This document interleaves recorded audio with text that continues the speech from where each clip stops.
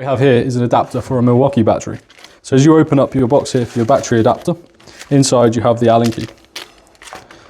Your Grabo battery adapter, we undo these two screws just at the bottom here.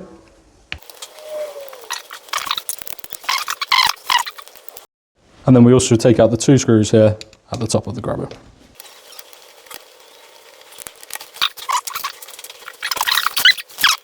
So once your screws are undone, you simply take off the edge, the battery connector, you unplug it. You get your new Grabo battery adapter. Simply just plug it back in. Just use the mounting screws to put our Grabo back together.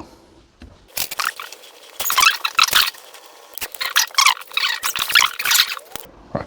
So once you've tightened up the last screw, grab your Milwaukee battery, put it in, turn your device on, as you can see there, now powered by a Milwaukee battery, by simple 4 screws to replace that battery charger.